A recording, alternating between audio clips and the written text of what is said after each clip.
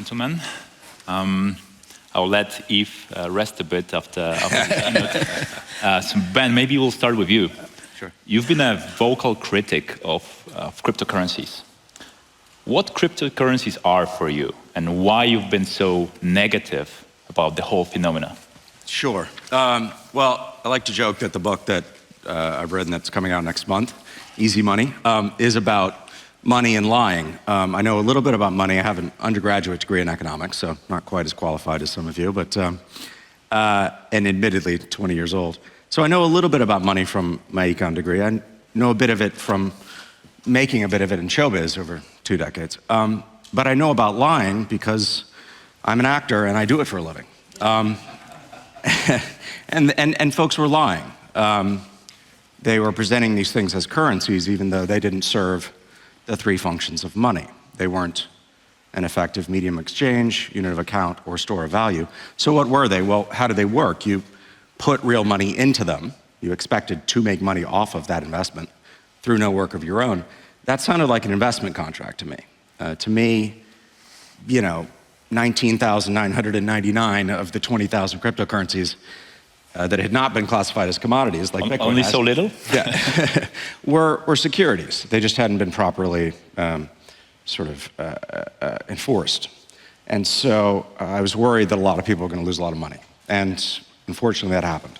So yeah, I think they're by and large, I think they're securities. Okay. Yves, you've served as a member of the board of European Central Bank from 2012 until 2020. So during your tenure, cryptocurrencies really emerged as an asset. What are your experiences? Like, what were your observations when you first witnessed that there is a new class as cryptocurrencies? What, do you share any of what Ben said? Well, obviously, innovation has to be viewed positively. That is the first start. Second, we are in a functioning market economy where you should support innovation because basically it brings also welfare and productivity increases to our societies. And disruptive change is one of the elements which make that the market economy superior to a centralized planned economy. So basically, you have to be positive vis-à-vis any change. But second, change also offers opportunity to circumvent rules, to have illicit activities, to have opaque activities. And that is where the less positive effect of innovation has to be circumscribed. And that's why you have regulation. But again, regulation, if it comes in too early, if it is too intrusive at the beginning, it could stifle innovation. So you have to have a proportionate approach, and proportionality is nice in words, it's more difficult in practice. And that's why we have these panels to discuss what is the right amount and where do we sit. But as a central banker back then and now retired, did you think of cryptocurrencies as a competition to national currencies, a competition to a project like Euro, like one currency for member states in the EU?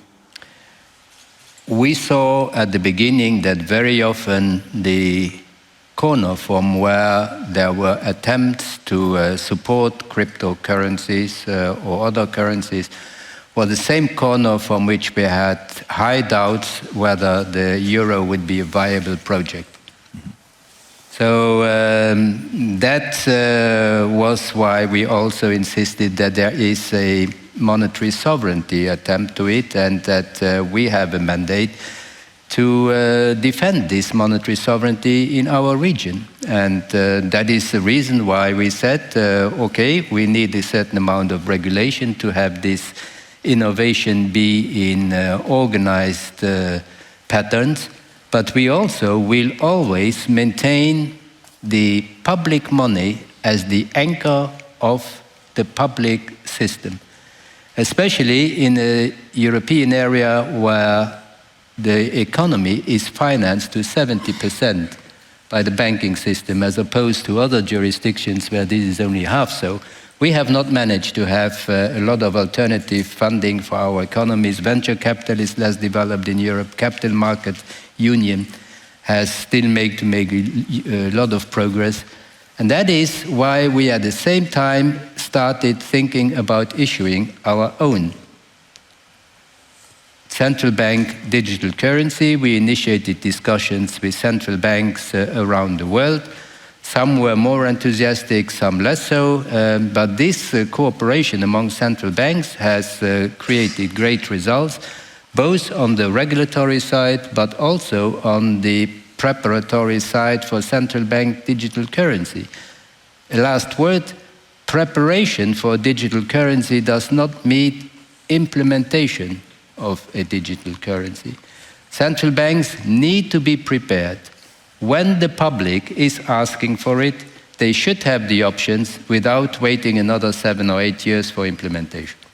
I would love to come back to Digital Euro project later, but Bryan, you've been talking to many US policymakers at either at the federal but also state level.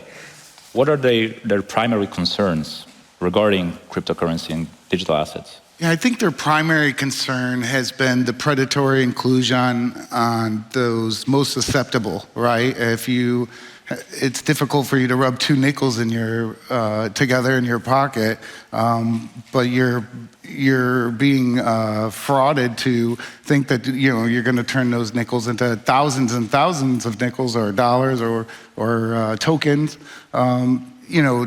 They're preying on those that are less fortunate here. And I think that's one of the biggest concerns. And then, I've started to notice they're understanding the conflict of interest that occurs. You take FTX, where, you're not only you creating a token, you're issuing it, you're, putting the value on it and exchanging it. There's serious conflict of interest there. And, we see what happened. We've seen since FTX, the fallout there, what has happened. I also see on the state level a lot more activity and a lot more real genuine interest in understanding the technologies and really kind of developing some type of framework that can protect those constituents in their states. So in New York State particularly, you have the BIT license, which has been really the gold standard, and I think it speaks highly of New York State, the Department of Financial Services, in the sense of FTX never qualified for that, right? So I think it speaks volumes that this type of regulatory oversight really makes an impact. And now, I also would say that the BIT license can be much more powerful. And, I've recently done some work with the New York State Attorney General's office on the crypto bill, where I feel that actually empowers even more, fines and regulatory oversight that's required. So I think on both the federal and the state side, where there's a huge misunderstanding of these technologies and the purpose of these technologies, there's still a great deal of education that has to occur. And it starts with the definitions of these terms. It starts with, the actual implications of what this technology can do. Bryan mentioned FTX, and I know, Ben, that you testified before at the hearing of the US Senate Banking Committee. It was associated with the collapse of the FTX. Yes. So he was arrested the day before, I think. Can you share a little bit of your experience of testifying there? Like, how did you feel? And then, what type of regulatory developments would you see that could prevent the cases of FTX and others in the future? Right. Well, the United States is the only country in the world that I'm aware of that separates its securities regulation from its commodities regulation in the manner in which we do, which is, we have a CFTC and we have an SEC. They are overseen by different committees in the House and in the Senate. As a armchair economist, this creates perverse incentives, in my opinion. First of all, there's a gray area, what's going to be classified as a commodity or as a security. And so Bitcoin's classification as a commodity, which is something I explore in the book, but is was somewhat random to a certain degree, right? There was a futures contract, therefore it could be classified as a commodity, created enough gray area to where a lot of crypto companies could come in, issue their own coins, and quite frankly, commit fraud, or what certainly looks like fraud. And so I think, that is a massive issue that has to be addressed in some manner, I believe, or there's always the potential for this sort of thing to happen again. I don't know what the solution is to that, because there are a lot of ingrained political interests there. So do you create some body within the United States that's going to oversee both of them? Do you try to merge them? These are difficult questions to answer.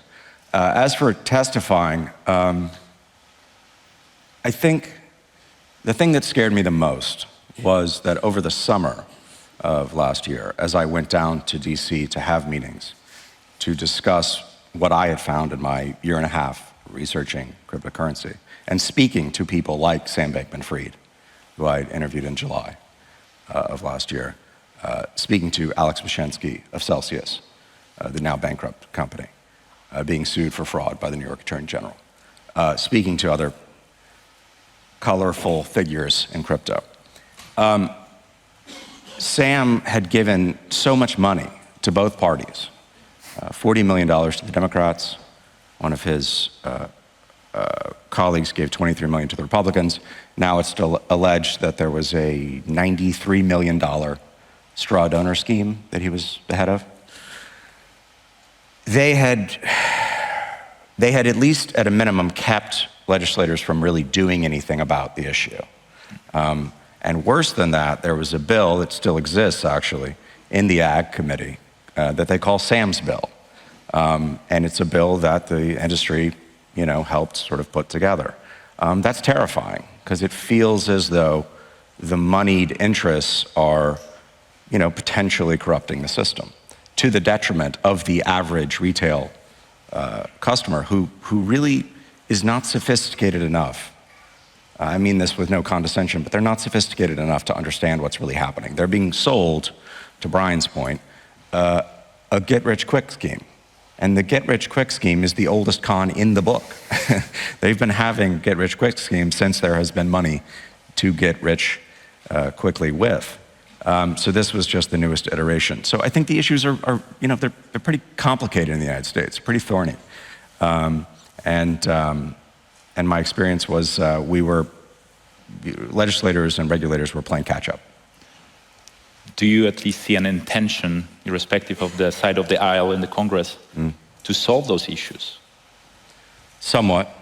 I believe that if you enforce securities laws that are on the books, that have been on the books for 90 years, we were talking about this just backstage, I think 99% of the stuff would go away.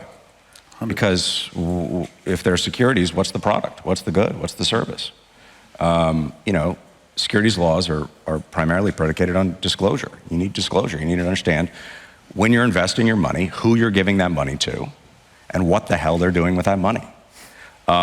We don't have that in crypto right now. I mean, we really don't have transparency. We really don't know who's controlling the supply of the coins, what they're doing with them. And as soon as you clarify that, I think, a lot of this stuff will go away. Yves, in the EU, we definitely have more clarity. You've mentioned the recently enacted regulation, market in crypto assets, that distinguishes among different types of assets. It also says that if a crypto asset fits into the definition of a security, it is a security. Do you think this regulatory framework that EU adopted is comprehensive enough? It's sufficient? Do you think maybe there is still something missing? There is certainly always something missing. It's not comprehensive, and it is acknowledging that there are gaps to be filled. As I mentioned myself, some future legislation on DLT will be coming in, and I think even in the different opinions of different agencies, it was mentioned there are still gaps. I mentioned the ECB opinion. I remember They said that the concentration risk inside groups or related group entities are not yet clearly enough identified. NFTs, for example, are not covered by this legislation. There are daily new innovations and new instruments coming up. So it's not meant to be comprehensive.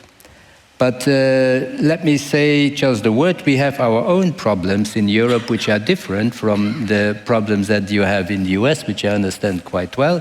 We have our own complexity in the institutional arrangements and the setups among agencies between the national level, European level. Basically, the legislation went through very quickly in Parliament because it left a lot of assessment at the national competent authorities level.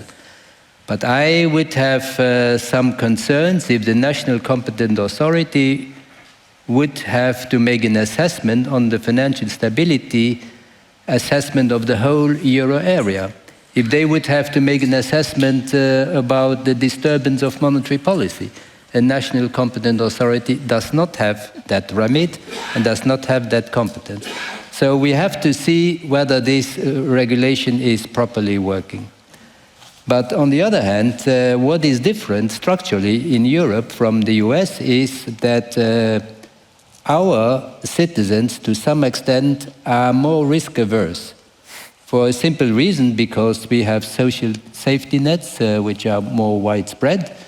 So we have also the problem, the counterpart, that we do not take risks. We don't have money for as much money as the US for venture capital, for other innovations. Money tends to be more sticky in bank accounts. Whether that will remain so in the future, that's another question I'm ready to discuss. But on the other hand, I understand that at least the question that the US authorities might have asked themselves was that if this innovation takes place outside the boundaries of the US, is it not even creating more difficulty by offering services cross-border? Is it not better to let them develop within our boundaries and then try to zero in on them and to try to circumscribe a framework?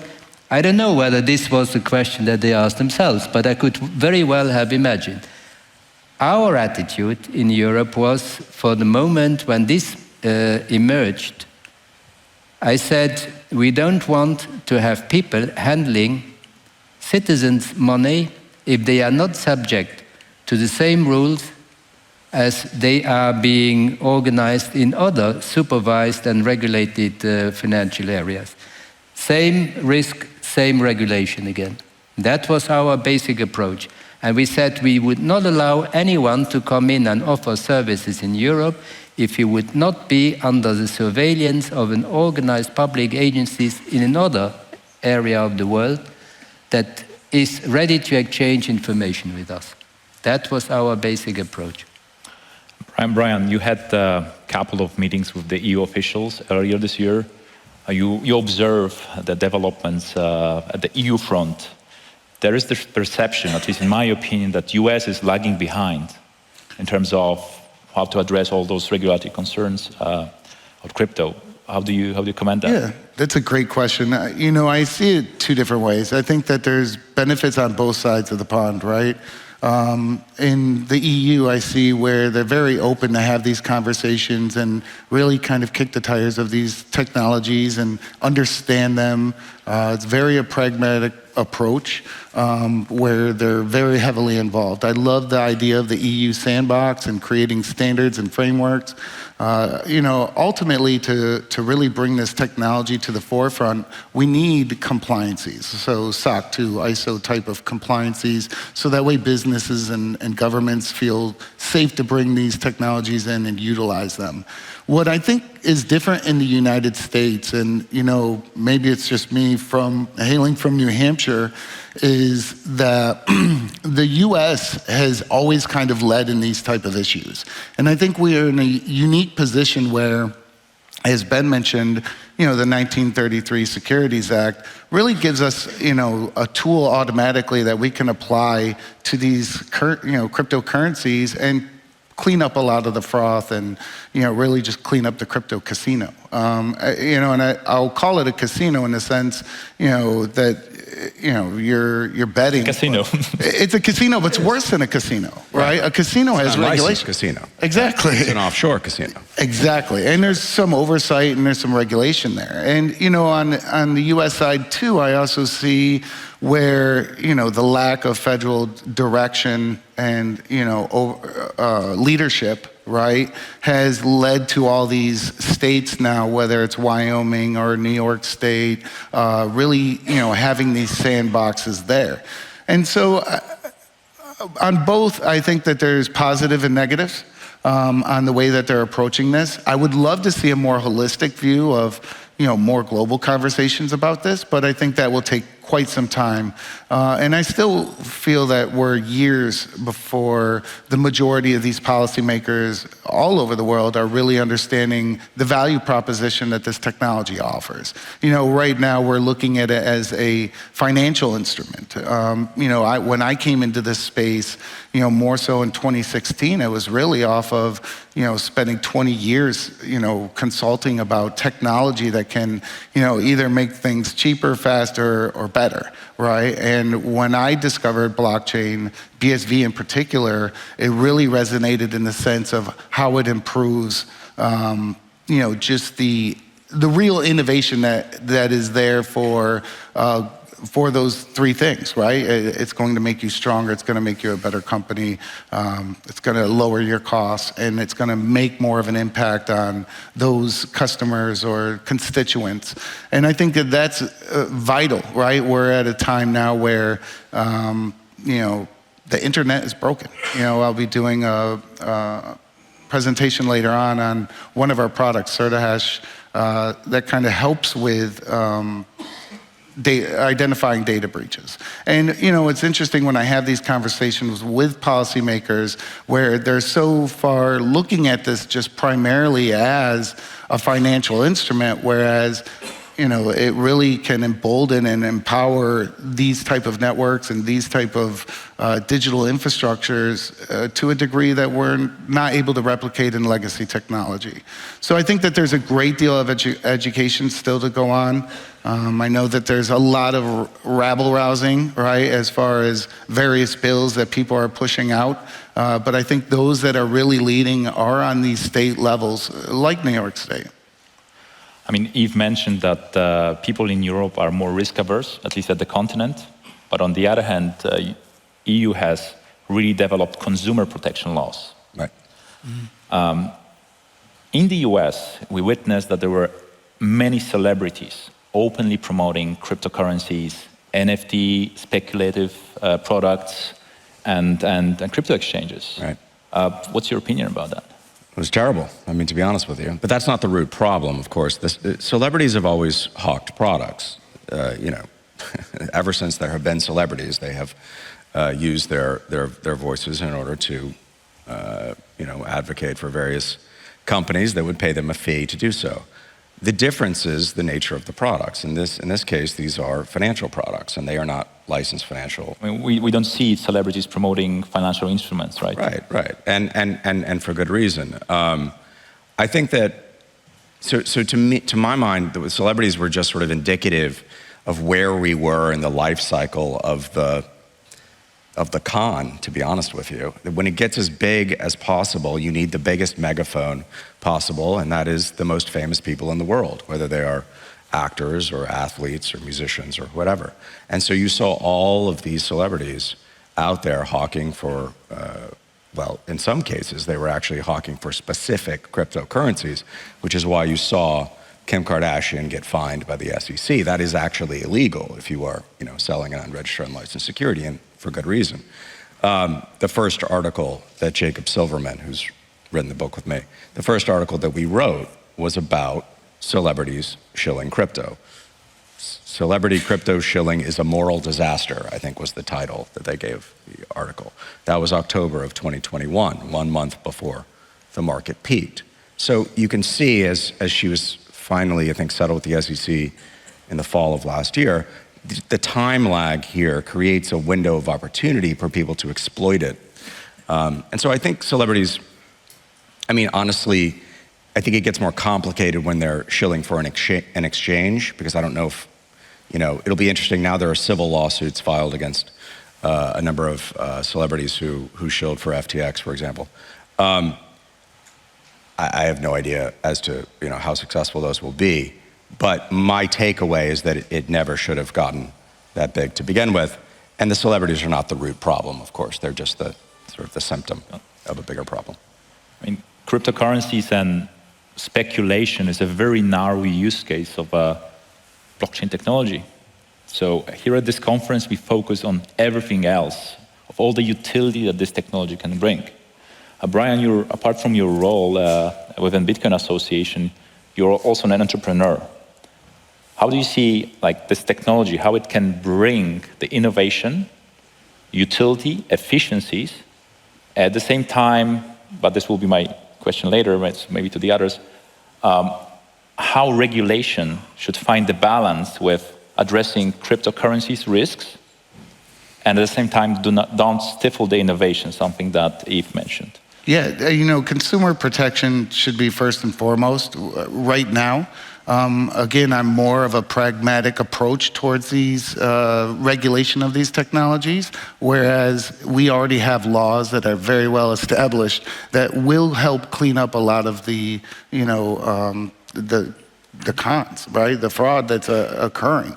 As far as the balance to strike between, again, it's going to take time where, technology requires, these type of compliances like the SOC 2 and the ISO to improve, the overall,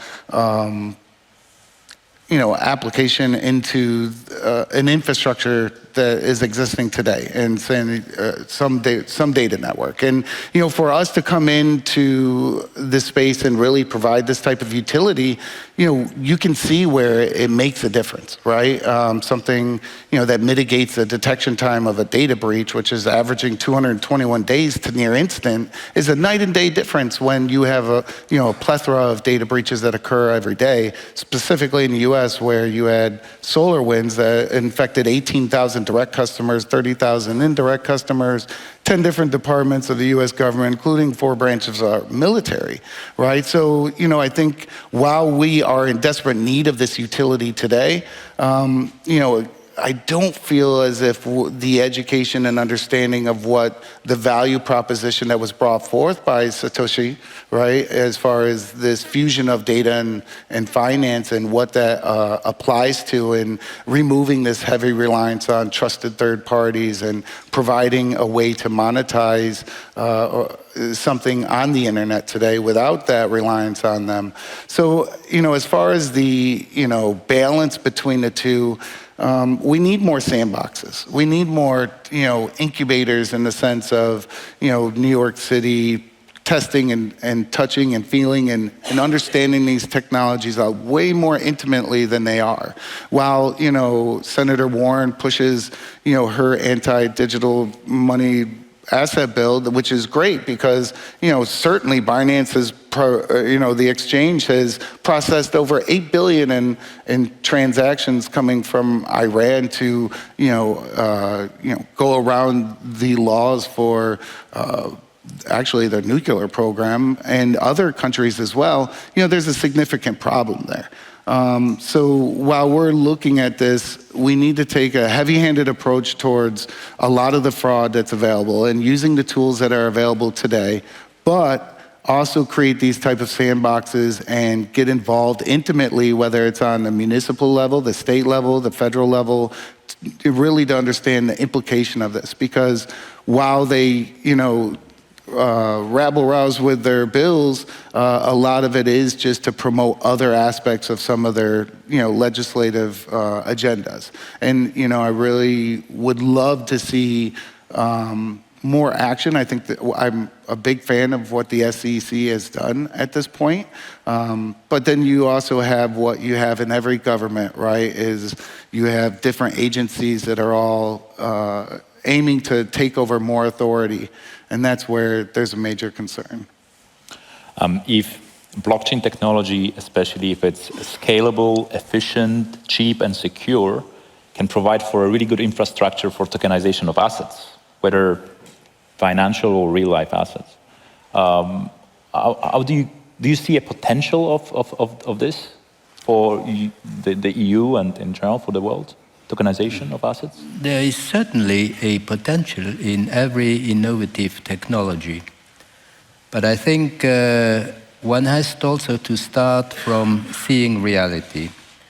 And what I just heard is also that our society is changing, and we have not probably fully understood and mastered the consequences of societal change that is coming through the increased use of social media, of influencers, you call it celebrities or all others, which probably go hand in hand with what the non-European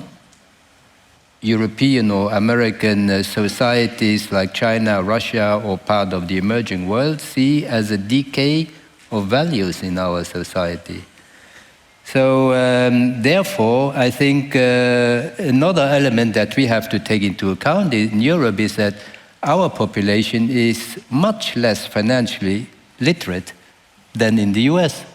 You complained before that in the blockchain area, people are insufficiently literate. Yes. But we are not even literate in traditional finance, much less so. And that is also maybe a reason why our regulators come in much earlier and much stronger, because there's a higher amount of the need for protection in that respect.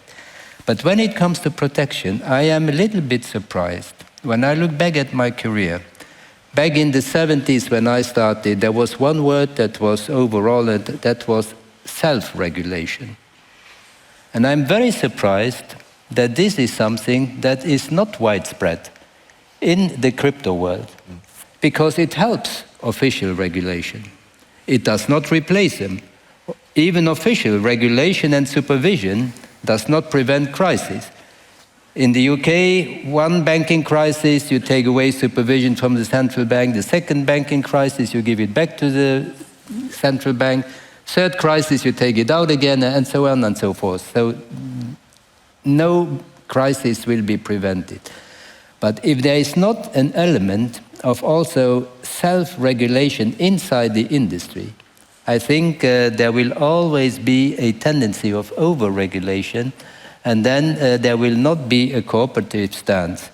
And that is what I miss a little bit, and self-regulation comes, for example, also with the setting of industry standards for reporting, industry standards of minimum governance rules and disclosure and so on. And this is where I see that the industry itself has still quite a way to go.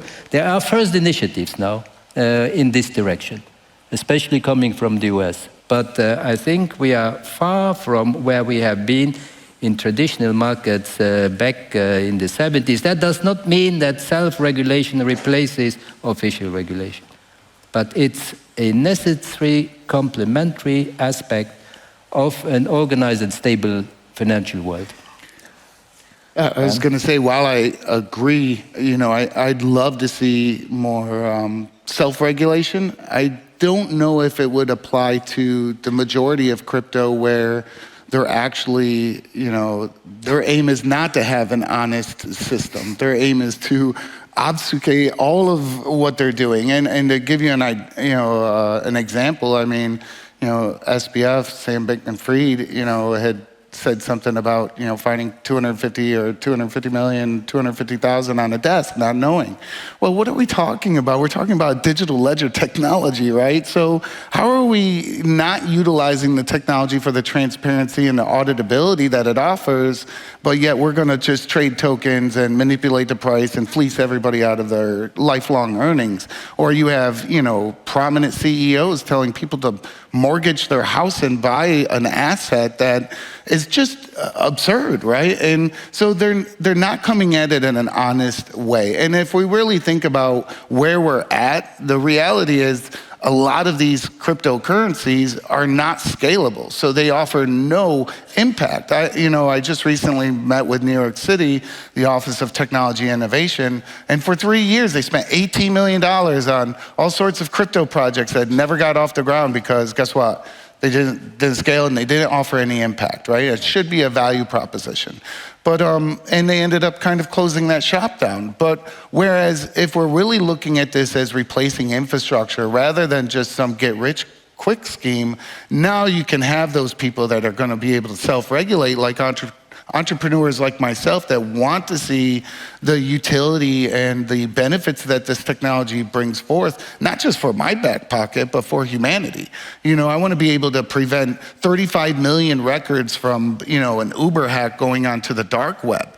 Why? Because that's going to affect my children, it's going to affect your children, and your families. And, I think that's where we really have to direct and aim towards this, is understanding that, yes, you're able to make payments. Hopefully you're able to make micropayments. But this technology has to scale enough to actually make an impact beyond a borough, right? Beyond a state, beyond a country. It has to be global. And that's where, again, when you're comparing what a cryptocurrency value proposition is, or to a scalable, say, proof of work implementation like BSV, it's a night and day difference. It's an infrastructure, it's plumbing versus just a way to take money out of somebody's pocket. Yeah, I have to say on the self-regulation issue, because Sam brought I wanted to ask you after the interview. Yeah, while I was interviewing him, obviously before he was arrested, he brought up self-regulation. And I said what I'll say here, which is I'm the father of 3 small children. I have a 9-year-old, a 7-year-old, and a 2-year-old. I'm somewhat skeptical of self-regulation. Let's just put it that way. Metaphorically speaking, I understand. I'm not trying I understand there's a give and take. I think, to Bryan's point, why were these companies set up through shell corporations in the Caribbean? Right? Was it they were stifled? Was the innovation was stifled domestically, or was it that they were trying to get away with stuff? A lot of companies moved to the Bahamas under the DARE Act, which was a piece of legislation that was guided along by certain forces in that country, and I don't know that the legislation either had the substance, leaving the substance aside, didn't have the enforcement. There was no real teeth to it. It wasn't, and everyone knew that, and so it was a free-for-all. So I'm just skeptical of it in that way. Now, maybe once it's been cleaned up, once a lot of 99% of the stuff has gone away, then perhaps we can have a more adult conversation, let's say. But at this point, it's hard not for me to analogize, the self-regulation of crypto as the self-regulation of my 9 and 7-year-old, or perhaps my 2-year-old might be better. Moving away a little bit from the cryptocurrencies and self-regulation, have you came across any blockchain-based use case that you find particularly interesting? I mean, I've been trying, and I think look, no one can tell the future. I am completely agnostic as to blockchain, in the sense that if blockchain can prove itself, then wonderful. I think Bryan was perhaps mentioning this earlier. I've heard about or maybe it was Yves actually, back-end systems, low throughput. I've seen sort of evidence that blockchain might be useful for that. Scalability has been an issue. I mean, that's I understand that folks here think BSV could do that. That's certainly open to that. But for other blockchains, other attempts at scalability, I think they've failed thus far. Yep. Look. Spend some time with us, look around. There are many interesting projects using this technology to bring real-life utility. I think we'll open the stage for some questions. Lucy? It is question time, and thank you for a brilliant conversation, guys. Really insightful, thought-provoking stuff. We have some questions from the audience, so you ready? Yes. Okay, our first question. While focus is on cryptocurrency, what is the panel's thoughts about the exchanges like Kraken, Binance, and Coinbase and their responsibility to the public? And anyone can. So with exchanges, I do believe, there are specific states like New York State that are looking at the exchanges and their practices and the conflict of interest that exists. And, obviously any government doesn't want to see business leave their borders. They'd like to bring more business and innovators into that. But they also understand that there are some serious concerns there. And again, something like the New York State Attorney Crypto Act, where they're really emboldening the bit license, which was pretty much the gold standard. But now you can actually apply that to this conflict of interest and just the regulatory oversight that's required. And again, you've got exchanges that are, curtailing the law right now, to embolden some horrific things, whether it's human trafficking, whether it's, arms, and I do believe that policymakers are now just kind of taking that in and requiring the education before they can act. Yeah. Okay, next question. So what's the panel's thoughts on the XRP case? So XRP has a point regarding former SEC Hinman's conflict of interest, but overall XRP is a security under... In fact, that question doesn't make sense to me. What's the panel's thoughts about the XRP case? I'm just going to stick at that. I'm not intimately familiar. Yeah, so I would, and this is maybe my personal opinion, I would find it very difficult to classify XRP as anything but a security. As far as the case goes, there's potentially a decision here within, fairly soon, I think within the next month or so, that there may be a decision on that, and I would hope that, that we do maintain that this is a security, and that there's, some fines leveled, and that there's some requirements that allow them to actually come into compliance. Being a security is not a negative thing. It just ensures that there's consumer protection, and that's, and that there's not fraud, right? And that's why utilizing something, like the Howey test to look at these various coins and offerings that are out there and applying that is key right now. Another question is, isn't stablecoins akin to counterfeiting? Their issuance is extremely opaque and most people have no idea of their issuance criteria. What are your thoughts on that? I mean, I've heard that argument, and I think there's a lot of... It's compelling to a certain degree, because if you're creating what's effectively a synthetic version of an actual currency, right? Whether it's dollar denominated or denominated in some other currency, but you actually are not clear at all as to its backing because none of these companies have been audited. What guarantee does the customer have that their money is actually backed? I mean, and when it comes to Tether, for example, they very clearly state on their website that you cannot even attempt to redeem Tether unless you have, I think it's $100,000 or something, or more. So, to me, I would be interested in your perspective on this, but the ability to create something that looks an awful lot like a dollar or a euro, or whatever, but is not backed, and yet is sort of almost drafting off of the trust that's in our systems. I think that's a very dangerous thing. It can be exploited for all sorts of reasons. If you, Yes, as I said in my speech, stablecoins, they report voluntarily on their reserve assets.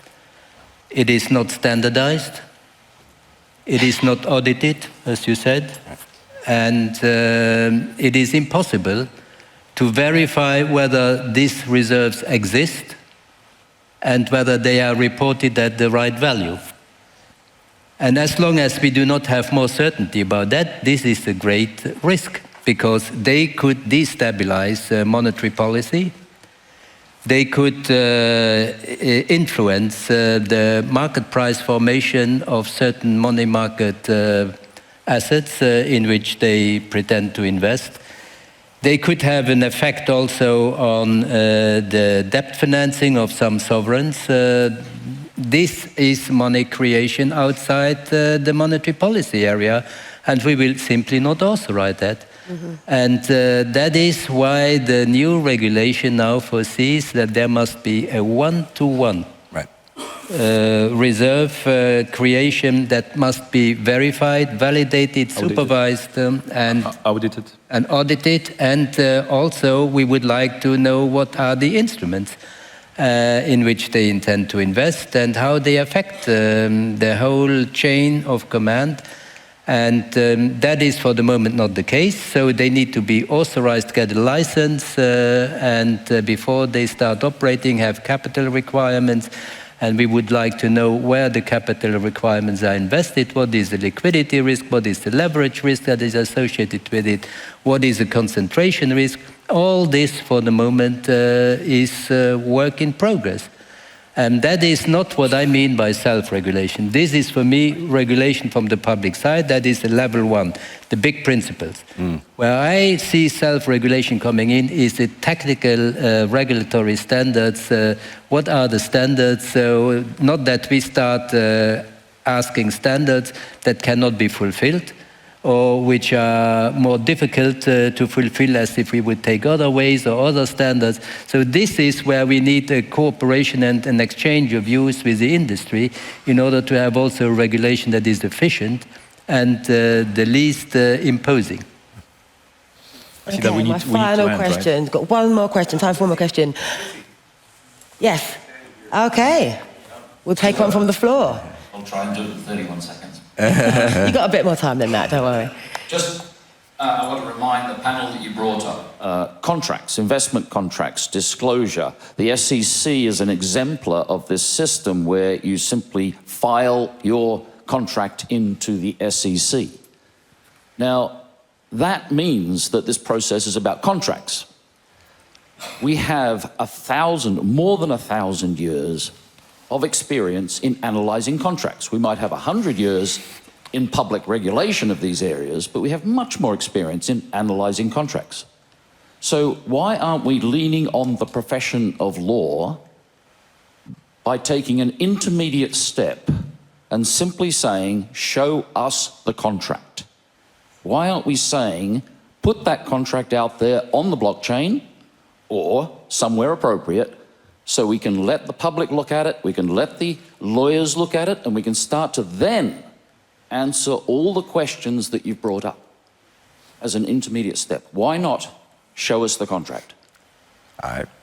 I say go for it. Yeah, I wouldn't have any problem with that. But again, I think you have to look at what we're talking about here. The majority of all of these things are not an honest attempt to provide even a financial instrument, right? So we can go that route, but I don't think that they would be interested in participating. Exactly. You ask the question, show us the contract, and if they don't show you the contract, they've shown their colors. Yeah. They're a scam. Well, I mean, there's been a lot of money that's been put into these various policymakers, coffers that allow them to make these delays or, to not make a decision, right? So they're trying not to show you a contract. Yes. Yeah. Make them show that contract. I'm in favor. But even if you show the contract, I think, why is that insufficient? Contract is freedom. It presupposes, it predicates that you have two equal parties. That is not the case. Sometimes the consumer and the investor, I said, either because of illiteracy, financial illiteracy, does not understand the contract. And it has not at its disposal the army of lawyers to analyze the contracts. And that is where then the protection of public regulation needs to come in, and also supervision. So contracts is the base, but then it needs to be complemented also by regulatory supervision and control. That's why I call it an intermediate step. Yeah. Mm-hmm. Thanks. Thank you. Thank you. And a brilliant last question. Thank you very much. Let's give it up. We have one more? No, I'm afraid I'm being told in my ear we've got to cut it. Maybe you guys can have a chat off stage if that's all right. So give it up for Martin, Yves, Bryan and Ben. Thank you, gang.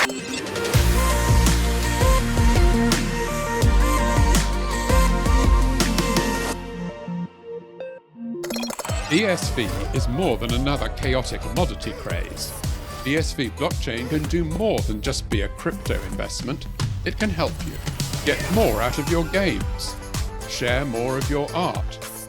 ESV makes more things possible.